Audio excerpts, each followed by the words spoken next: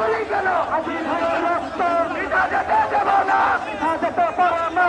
আজি ভাইয়ের রক্ত সুরক্ষিত রক্ত আরো দিব রক্ত, রক্তের বন্যায় মিটে যাবে অন্যায়। লড়াই লড়াই লড়াই চাই, লড়াই করে বাঁচতে চাই, লড়াই লড়াই লড়াই চাই, লড়াই করে বাঁচতে চাই।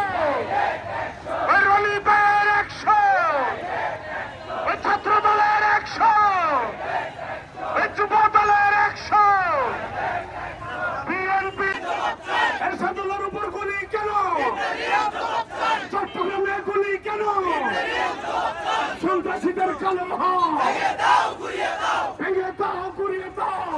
আজকে এই বিক্ষোভ সমাবেশ থেকে আমরা সরকারকে জানিয়ে দিতে চাই, আগামী নির্বাচনকে অবাধ, সুষ্ঠু ও নিরপেক্ষ করার জন্য আমাদের ভারপ্রাপ্ত চেয়ারম্যান জনাব তারেক রহমান দেশে আসছেন কিছু দিনের মধ্যেই।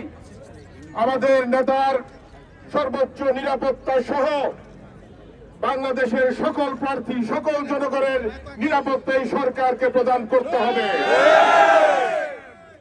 সংগ্রামী সাথী ও বন্ধুগণ, আপনারা জানেন যে আমাদের প্রিয় নেতা ভারপ্রাপ্ত চেয়ারম্যান তারেক রহমান সাহেব আগামী 25শে ডিসেম্বর দেশে আসছেন।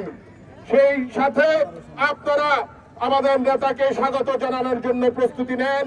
আমরা মহানগর বিএনপি থেকে প্রস্তুতি সভা করে সেই আপনাদেরকে দিক নির্দেশনা দিব ইনশাল্লাহ। তারপরও আপনারা মানসিকভাবে প্রস্তুতি নিয়ে রাখেন।